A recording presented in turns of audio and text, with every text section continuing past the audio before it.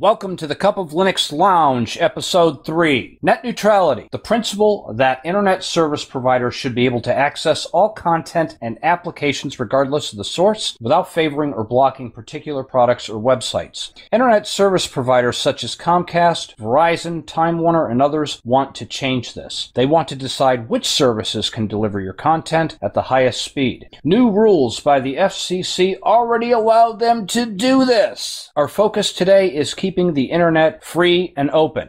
On today's show, we have Brian, we have Edge226, Far Evil D, Shadow Wing, Matthew Moore, and of course, yours truly. And before we start, I want to say a few words. Hi to everybody. Brian, how are you doing? Am I here? If I am, I'm doing fine. And it's really funny because Brian's been having some wonky internet access issues and that sort of thing. And this is part of our topic of discussion here that we're going to be having tonight. So I know we're going to have some topics that are going to hit home for you. We also have Edge226 from CuttingEdgeLinux.com. He's got many projects going on. Why don't you tell us a little bit about that, Edge? I'm in the process of setting up a community for the Linux people, and I want to start my own Linux distribution, so I've been working on that. As I have for the last few years, I'm trying to increase the knowledge of the Linux users in regards to what is difficult for them, which is the command line. Awesome. And then we have Evil D, and he's actually one of our moderators at CupOfLinux.com. Evil D, what is it that you do here anyway? I help you moderate the forums, make sure people are posting things where they should, make sure nobody's getting out of hand and getting a little too rowdy. But like I tell them, just have fun with what you're doing, and I also help with people getting used to Linux. You're doing a magnificent job at that. Indeed. You're fired. Next we have Shadow Wing. How you doing, my friend? Oh, pretty decent, other than the fact that all this crap with the net neutrality is really something not to shake your stick at. It's something that we need to fight tooth and nail. All right. And then, of course, we have Matthew Moore, our resident YouTube genius. And by the way, Brian also has a YouTube show as well. He is BR Tidwell55. Had a review of Linux Mint 17. If you hadn't seen it, I suggest you check it out. And then, of course, Matthew Moore, he also has his show on YouTube as well. And he's been working with me on the latest edition of the Manhoro Cup of Linux edition. Let's talk about that for a second, Matthew. Alrighty. It's awesome, and you should download it. The end. Short and sweet. There you go. All right. Well, I will tell you this. We are mad, and we're not going to take it anymore. Now, originally, you guys know that this week's show was going to be on virtual private networks, VPNs. What are they? Why you should use them. But our internet freedom is at risk, and we could not ignore the latest buzz on net neutrality. So today, we're going to talk about why we feel that all data should be treated as equal. Now, Matthew and I discussed net neutrality yesterday, and I know how upset you are about this, Matthew. You had indicated that you looked at both sides of the coin on this issue. Please share your opinions on this. Well, I've been following this whole net neutrality thing for a while. You know, I'm a fan of the Twit network, and they actually interviewed an internet service provider owner about this.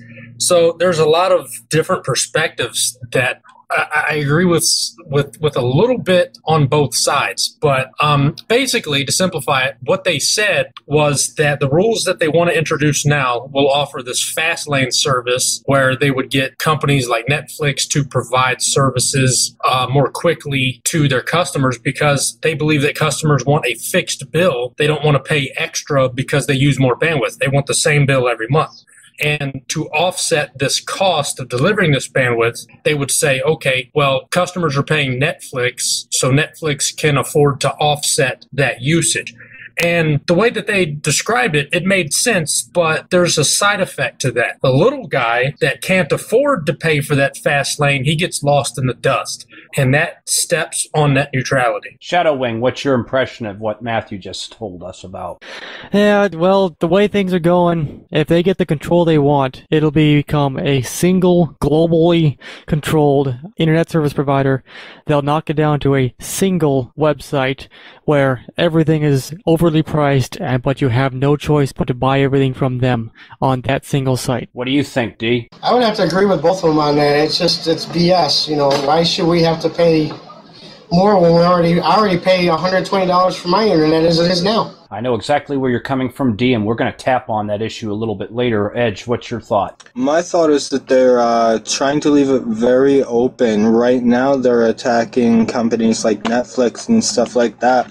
But what happens to my website when the corporate entities that have economic control say, you know, we're not too much of a fan of free and open source software in Linux. Let's slow your site down or you pay us. And then we essentially have all the ISPs double, triple, quadruple dipping because they're charging you and they're charging everyone else to access you as well. Too many greedy hands in the cookie jar. And guess what? We're going to touch on that one later too. Brian, what's your thought? Well, I certainly understand the need of ISPs to appropriately manage their networks in order to ensure fair and equal access for all. But if it gets to the point in their networks where they are using those management tools to discriminate against some users and give favorable treatment to others, then they need to spend the money and expand their damn capacity. My question is, what does ISP mean? Most of you know that means Internet Service Provider, and that tells me that they are a common carrier. Bottom line here, kids, the FCC needs to define the Internet as a telecommunication service. Here's why. I believe this is another form of SOPA in disguise. Yes, you heard me right. This is SOPA showing its ugly face again. If the FCC gives control of the Internet to your ISP, then what's to stop the Motion Picture Association and others who want their greedy hands in the cookie jar to step in and force internet censorship on websites? And we know that they're going to do it. What's to stop Microsoft from making a deal with internet service providers to block access to free and open source software like Linux? Maybe the cable company does not like you using too much bandwidth watching YouTube when they just struck a deal with Vimeo. It's a win-win situation for providers to control content consumption and a tool to kill innovation for someone who's just starting out. Now, we've got a few YouTube hosts here on my panel tonight, okay? Imagine Brian, he's our newest content creator, okay? Now imagine him not being able to get his Linux Mint 17 video out to his viewers because he hasn't paid these cable providers a chunk of his ad revenue for his video that's going out, okay? You know, this is going to really hurt people who are just starting out trying to make a name for themselves, and that was directed at you, Brian. What's your opinion of that? All right, how about you, Matthew? Well, if it becomes a situation where I have to actually pay to host YouTube, then, you know, I'll just probably quit the internet and join a suicide cult or something. You know, it's funny. They were talking about that earlier this week, but I don't think we're going to change subject on that one. Shadow, what's your thought on that? Oh, you know, we, just like I said before, say no to the Hollyweb. But yeah, we need to keep the internet completely free, because you never know if this law gets passed, we could all be forced to use Apple computers and pay for those overpriced pieces of garbage. What do you think, D? Well, personally, I think it's a bunch of BS, like I said before, and it does tick me off that I would have to pay these companies extra money to post videos on a website that is mainly free to use and post videos on. Why should I have to give them extra money when I already pay the cable company $100+ something a month, plus take money from my revenue for my advertising? Why should I have to do that? Why?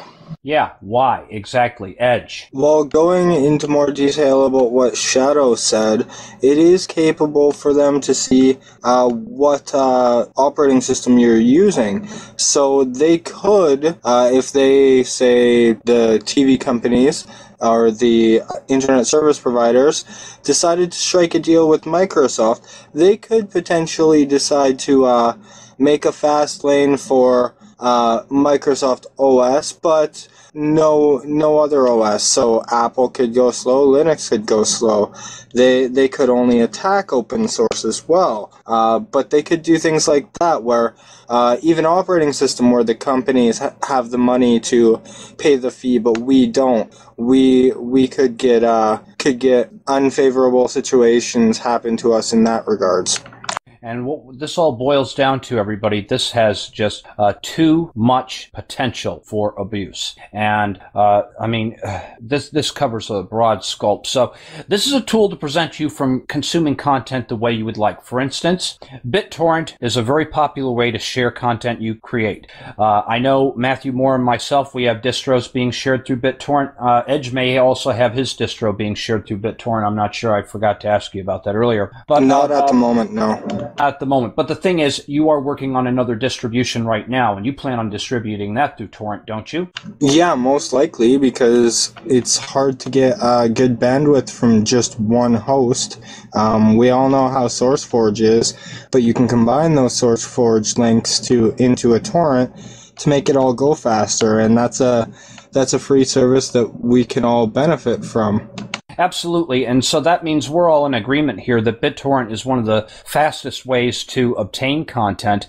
And even from my own personal experience, I can say myself that I've experienced less data corruption when downloading Linux distributions. I don't know what it is, but MD5 sums seem to always check out just fine when I'm using BitTorrent. And ISPs absolutely hate these BitTorrent clients. They hate peer-to-peer software of any kind. Using peer-to-peer, you can call somebody on the other side of the planet without having to pay a dime. We're using a similar technology right this second, which is allowing us to have several people join together in a voice conference / podcast. So, if these rules pass, your ISP will dictate how you consume data, and, let's face it, they're in control. There's no competition, we're kind of doomed. Brian, do you have any thoughts on that?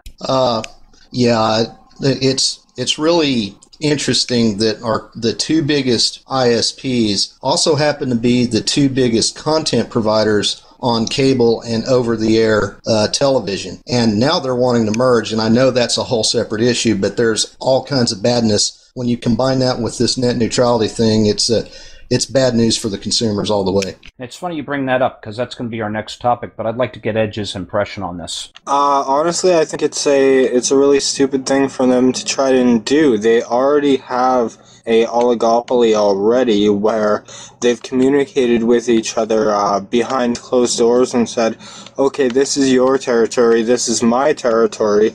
And now they're going to combine into a monopoly and essentially take over the industry.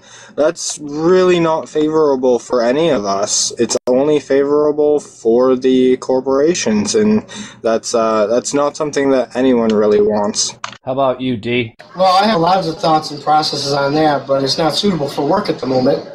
But anyhow, I've already noticed some things going on with my internet when I get home out of work. Around 5 o'clock, I notice a lot of my stuff, even though my box is saying that all the lights are lit, and I have internet, I'm noticing there's a lot of slowing going on, or videos just won't play right because the bandwidth is being choked. Shadow Wing, what you got? Oh, I don't really have many problems with my local ISP, but that's because they're trying to actually update their networks. I've heard rumors going around that they're planning on laying fiber lines, but they're going to initially lay them only to the big businesses that are going to pay them money for that. But the ISP is also a power and water as well as cable TV. And if things go that way, companies like that will be eaten up and swallowed by Verizon, Comcast, and such like that. And we'll be on our way to a world where it's only the super rich and the super poor. We don't want that. We're already there. What do you think, Matthew? Well, my ISP's right at the head of this action. When the Fcc first went to court with this, when they actually tried to enforce net neutrality, because that's what they seemed to want at the time, they actually, my internet service provider are the ones that filed the original appeal saying the FCC doesn't have authority to do that. So I'm really in thin ice here with this whole situation, because if my ISP gets their way, what's going to end up happening is they're going to charge customers more based on the bandwidth that they use. Like if I go off and use Netflix, oh, I use too much Netflix, I got to pay more this month. And that's kind of screwy, and I do not want that to happen. Yeah, the way it's going, we could be charged per byte. Like, imagine how much it would cost if you were to download 1 gigabyte of data and they're charging you 1 cent per byte. Oh, they would love to go to metered internet. They would love to do that. They currently do that in Canada on the mobile internet, so on your cell phones and stuff like that. We have a cap, usually of about 10 gigs, which isn't very much. And after that, you end up paying not for the byte, but for the megabyte. But when they're charging you $5 a megabyte, and you calculate it out to, what's a gig? And you're ending up paying like $250 for a gig or something like that, it's ridiculous. All right, and let's move on to the same vein that Brian was talking about, because obviously he's got shoddy service. My service leaves a little bit to be desired, and this is at the very heart of the matter here, because, you know, if you're not happy with the service, there is no other cable company you can go to. Sure, you could switch to the service provided by your phone company, but DSL, we all know, is slower. It's just as costly and may even have more restrictions on data. That was just discussed with mobile devices and that sort of thing. So what we need is competition. Having 2 or more cable companies overlapping residential territories will bring costs down and better service. Then we would not have to settle for substandard communications, networks dropping, timeouts, or poor infrastructure, which can be fixed if there's competition in the marketplace. So no competition means that the cable companies do not have to repair the lines running out to your home, and they can charge whatever they want. So literally, they're raping the customer without the common courtesy of giving them a reach around. How do you see it, Matthew? Well, it's kind of hard to say because it's just so ripe for abuse. They could say that they want to do one thing, but when it's in hands of the people that are in power, you really don't know what's going to happen. I personally don't trust them, so they could say all they want, but a free and open internet is really what we're aiming for, and I don't think that I'm going to be okay with anything other than that. Shadow. Yeah, I agree with Matthew. If they start taking away all my rights, I'm going to actually pick up a freaking gun, and if I have to, I will fight to the death for my freedoms. D. Well, I would agree with everybody on the panel here. I mean, it's really just comes down to why. Why are you going to do this to your customers? Because you've gotten so greedy to the point where money's the most important thing to you. But eventually everybody's going to find some kind of alternative somewhere, and they're just going to say, F you. Yep, it boils down to higher costs and slower internet service. There are third world countries getting faster internet than we are here in the United States. How do you see it, Edge? Like you said, there isn't enough competition, and the issue is there hasn't been enough competition pretty much since the inception of consumer internet. There's only been ever 2 choices available to me. There's never been more, so it's always been an oligopoly. Brian. Things like this Comcast Time Warner proposed merger, that can't be allowed to go through. It's bad enough as it is, and really, I think that it's time to start melting down some phone lines, some switchboards up on Capitol Hill, getting the Congress critters involved in, heck, maybe, go back to the 70s and AT&T and maybe bust some of these outfits up. Absolutely. Now, here's what's at the heart of the matter, kids. ISPs want to be labeled as, quote, information services, which would make them immune to regulations that are currently in place for common carriers, which is regular phone services and that sort of thing. I would like to know what these other services that warrants ISPs to be labeled as an information service. What are these other information services that they supposedly provide? They did not write the Skype software that you use for voice over IP for family and friends. They did not create the antivirus software, which needs to download updates and keep you protected. They did not create the operating system you're using on your computer or mobile device that enables you to listen to this show right now.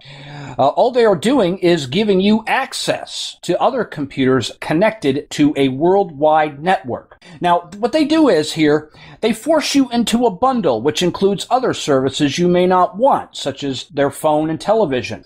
Compare the pricing of internet itself versus a bundle with TV and phone included. You will be shocked at how overpriced the internet is to prevent you from, quote, cable cutting. And I'm sure a lot of you have read topics on that online.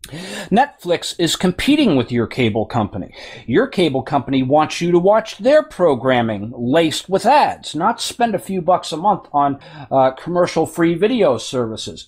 This, by definition, is what makes them a telecommunications service or a common carrier. What do you think, Matthew? Yeah, defining it as a common carrier is, it's what they should do, and it would eliminate all of these problems. But, I think somebody's getting paid off here, because originally the FCC was trying to enforce net neutrality, and the judge told them that they simply don't have the jurisdiction to do this, but if they came back and classified it as a common carrier or a telecommunications service, they would have the authority, but they haven't done that. So I got a feeling money has changed hands somewhere.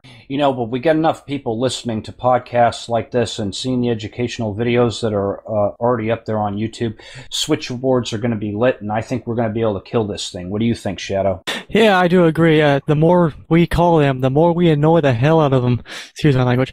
The more likely that they are going to not allow this through. And another thing we should do is we should make Comcast, Time Warner Cable, and all those big corporations, we should force them to split into at least 3 or 4 other companies. Yeah, that would be a nice thing. What do you think, Dee? Yeah, I think that would be a great idea, because I live between Massachusetts and Vermont, and Comcast is split up between the state of Vermont and part of Massachusetts. So it's like intertwined up here, and they just got a mess going on, and it's just confusing as hell. Edge. I don't necessarily agree with what Shadow has said, because if they're split up, we all know the structure of corporations today, that everything has a parent company. So if they're split up, there's just one parent company anyways, and it's still the same control structure, and it has an appearance of being different, but it really isn't, so it doesn't do anything. We need some actual new blood in the field, new internet service providers that are not currently there already. Any thoughts, Brian? Yeah, I'm going to put my old political science major hat on for a second.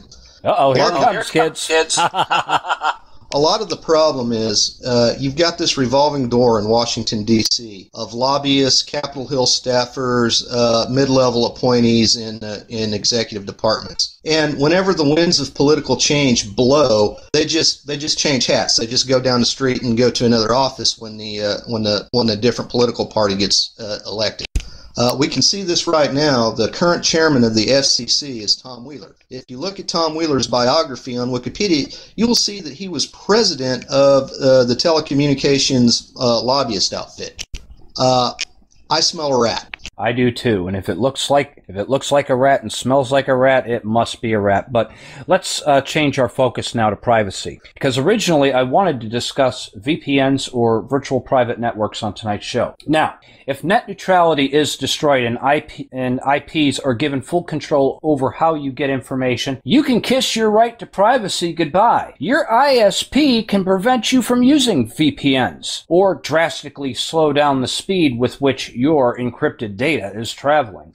They can say, possibly, quote, if you have something you do not want us to see, well then we'll just cap your bandwidth. They can block IP ranges that use VPNs too. And what about legitimate users who fall within those IP ranges, who do not even use a VPN? What happens to them? Matthew? Yeah, it's anybody's guess. I mean, they're trying to gain power over the users any way they can. But I mean, the fact of the matter is, if they piss off enough people, then they'll start losing money, and then they'll have to do something. So, it's probably easiest to speak with your wallet, Shadow. I don't think they really care about the users. All they care about is the money they are getting. We are on our way rather quickly to a Hunger Games kind of world. Yeah, I don't think we're going to want that. Nobody wants that. The only way we're going to stop this is a full-on revolution. D. Yeah, the only thing I see happening there is the customers who do honestly use their internet and stuff like that are going to basically get bent over the table and gone in dry. Edge. Well, the entire issue now is that we don't have choice, and that's why it's happening to begin with. And yeah, so in terms of privacy, say with the VPN stuff, you're encrypting your traffic. What if they decide all encrypted traffic, because we can't see it, gets slowed down? Now you got a bunch of network techs out there that are legitimately trying to do their jobs, and because, say, they work at a college or something like that, that restricts the network and they have to VPN to get out to get information, that then affects people doing their jobs. Brian. Well, this all comes back around to the need for free and open internet. If there are real regulations, real laws in place that keep ISPs from discriminating against packets, no matter their source, no matter their destination, no matter what those packets look like, without that, they're going to be free to do this. Okay, now, according to an article on the Xfinity website dated April 18th, 2014, Comcast states, and I'm quoting, "You can use a virtual private network connection just as long as it's for your personal, non-commercial use and it doesn't violate our applicable terms of service and policies." Have you guys tried to read any of their terms of service and policies? You'll get lost in a bunch of legal mumbo-jumbo. "We don't provide technical or other support for VPN connections. If you need help setting them up, using or troubleshooting your VPN connection, contact your VPN provider."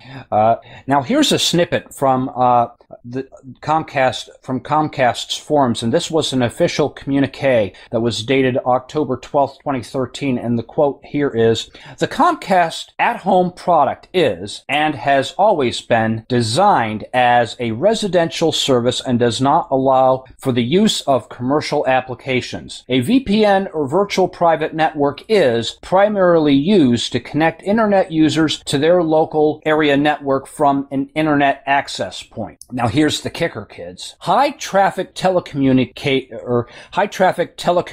while utilizing a VPN can adversely affect the condition of the network while disrupting the connection of our regular residential subscribers.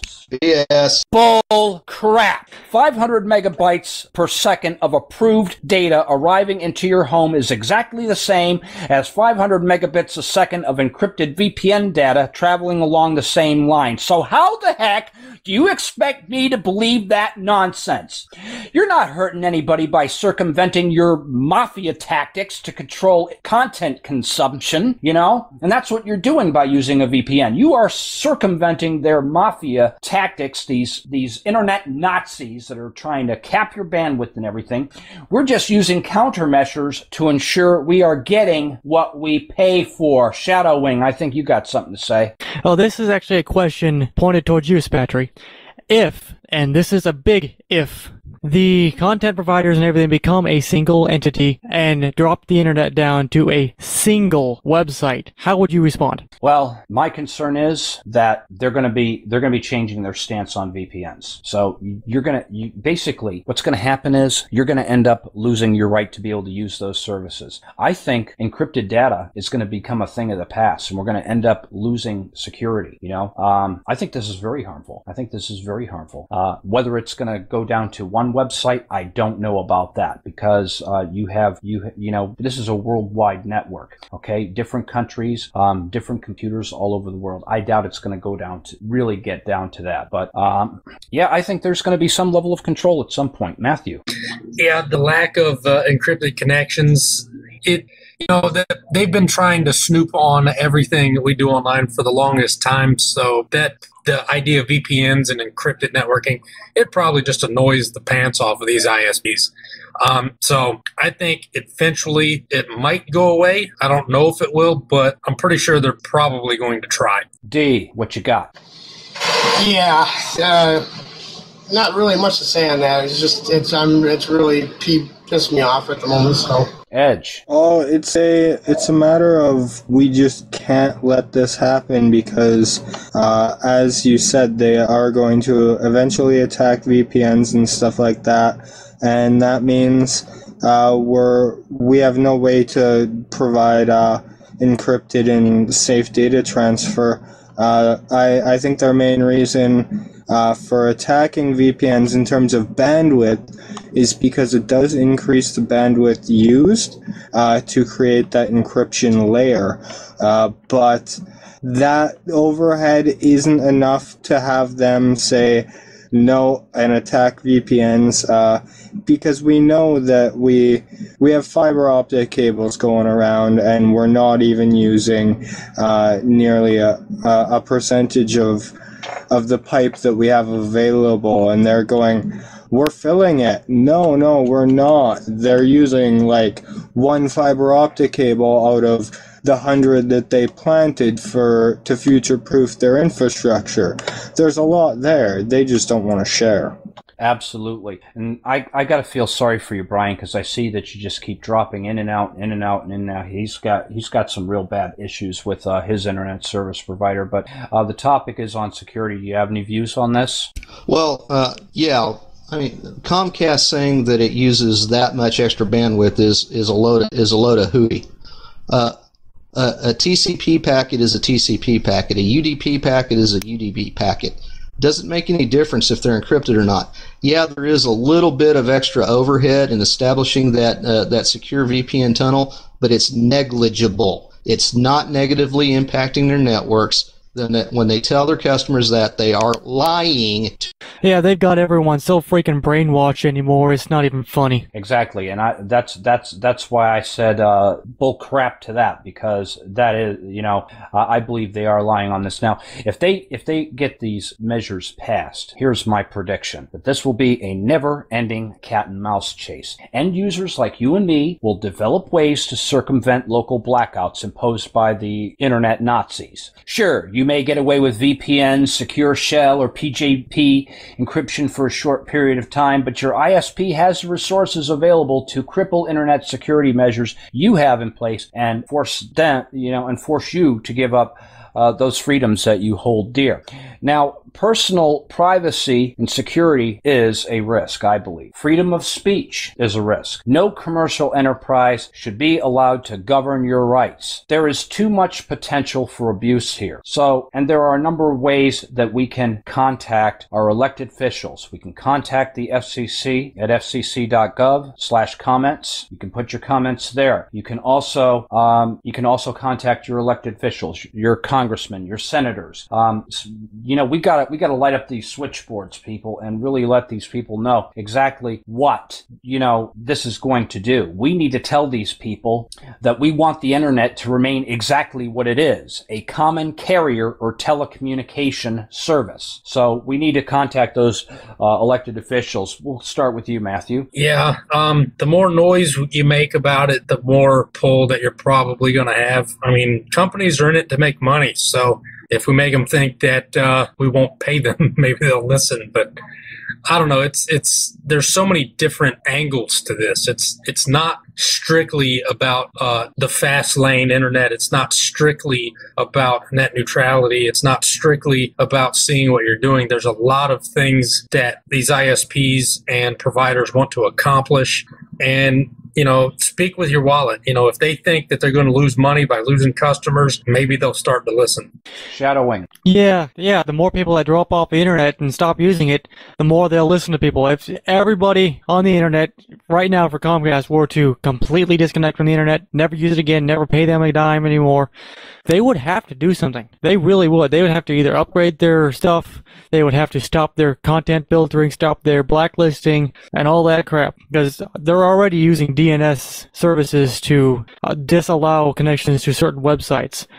And also, I recently read on American scientists actually having a working prototype of a mind control device. Okay, that's probably a little bit too far-reaching for me right now, but the fact of the matter is, pretty much they've got the American public where it hurts, okay? Because we're all dependent on this technology to get our information back and forth, be it for recreational purposes or for work. You know, we're dependent on these services, and it's not feasible for people just to stop using the internet and going back to doing everything on paper. But maybe that's something we're missing. Maybe that's something we should consider going back to.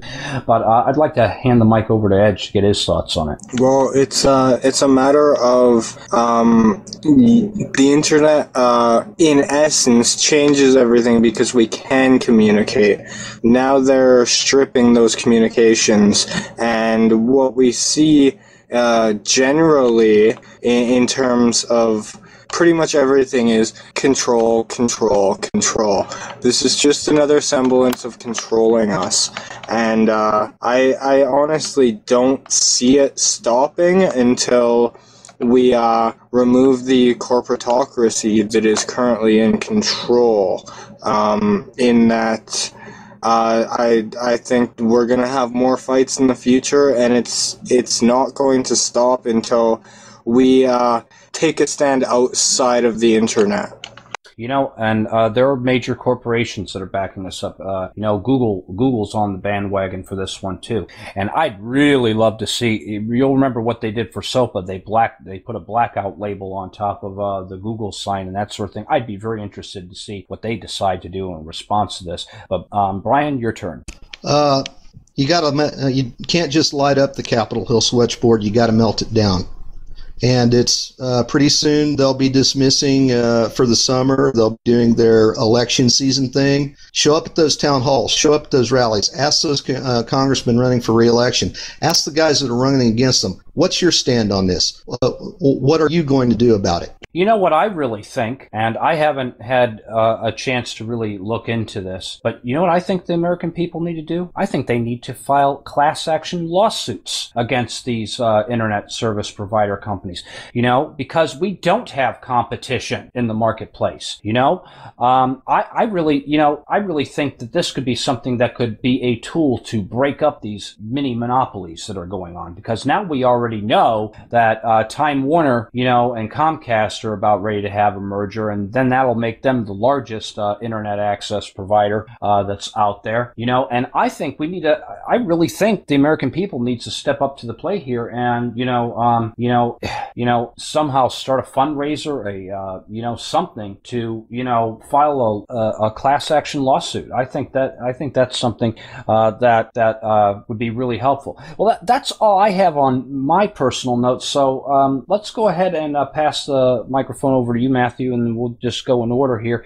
Any final thoughts on this? Well, my final thought is be aware of what's going on. A lot of people that use the internet, they don't even know what this stuff even is. They don't know what's going on. They just use their internet blindly every day. Get educated, educate the people around you, explain to them what this could mean in the future, and be a voice, let people know, voice your opinions to your local politicians, let people know how you feel about it and how far these ripple effects could possibly go if something isn't done. Shadow. Yeah, I agree with Matthew, and I also agree with Brian. Light up, do more than light up those switchboards on Capitol Hill. Make them melt. Call them so many times that they can do nothing but talk to you. Make them not ignore you. Start a riot if you have to. No, we're not gonna start riots or anything like that. Come on, we gotta, we're looking at a peaceful way to solve this, not cause bloodshed here. D. Yeah, my concern on the whole situation of this is, are these politicians actually going to listen to us, or are they just going to keep blowing sunshine up our butts until we just say, oh, okay, so you're in agreement with us, but then when they get to the office or get voted in, they bend this over and stick it to us anyway. Not to get off topic here, but the same thing is happening with the truck driving industry. As a truck driver myself, ever since the FMCSA has been involved, accidents have increased by 50%. So where is their safety regulations making it a lot safer? I can't see it. Edge, what's your opinion? My opinion is I'm in agreement with both Brian and everyone that has spoke on the panel that we need to do something. I don't necessarily think the telephone is the correct answer, because anyone can pick up the phone and dial a number that still has a semblance of you're lazy to it. So get off your butt, make physical presence. If there is 2 million people standing outside the door of the FCC saying, "What are you guys doing? We don't agree with this," it says a little more than if there's 2 million people that phone in. I'd have to agree, and I'm sure there's going to be a lot of people holding up picket signs in front of the FCC building. Brian, what do you think? Well, like I said, melt that Capitol Hill switchboard down. And like Ed said, you do have to get out and expend. All right, it looks like Brian got interrupted again. Boy, apparently his internet service provider doesn't want him to get his message out. But the fact of the matter is, yes, we do need to contact those elected officials. Fcc.gov/comments is where you need to be. You need to go there and fill out the forms there. There are a number of other websites as well. It's my understanding there was one YouTube video that went viral, and I can't remember the show host's name again. A nice British chap that was on the show. I believe it's on HBO. And that video actually caused their switchboard at fcc.gov to go down for 2 days, if I'm not mistaken. Brian? Yeah, hold on. Okay, I'm back on my main channel. What I'm saying is, this is an election. Yep, and I'm saying stable or horse stable there. So, yeah, he's really having some telecommunication issues right there. So, but at any rate, yeah, we cannot allow this legislation to pass. My final thought on this is, if it passes here in the United States, it's going to happen worldwide. I just know it's going to happen worldwide because a lot of countries seem to like to follow suit what's happening here in the United States. Now, Edge is in Canada right now, and they have similar laws to what we have here in the United States. Do you think this would affect you? Well, of course it affects me. It may affect me directly. However, how many of my views on my website are from the States, and what if they decide to attack website owners and things like that? So, yeah, it affects me. It affects everybody because the internet is a global tool. It is not a local tool or anything like that. What happens in another country on the internet does affect people globally. Absolutely. So this is why we cannot allow this legislation to pass. So everybody, please tell your family, tell your friends, get everybody you know, get your neighbors' neighbors. Everybody spread the word about this. Get them on that fcc.gov website /comments. That's fcc.gov/comments, and get your voice heard. And if you live near the FCC, get out there with your picket sign, hold up a sign. If I could afford a plane ticket, I'd be the first one up there holding a sign myself, because we really cannot have this legislation passing. I'd like to take this time to thank everybody who's joined us in the listening room. I'd also like to thank Brian, Edge226, Evil D, Shadowwing, Matthew Moore for joining us here at CupOfLinux.com. We will probably have a podcast next weekend. Not sure what the topic's going to be just yet, but you can check us out at 8 p.m. Eastern Standard Time, UTC -5. This time next week, we'll have another hot topic for you guys to chew on, and that's all we have for now. Thank you, all of you, once again for joining us, and we will see you next week. Peace out.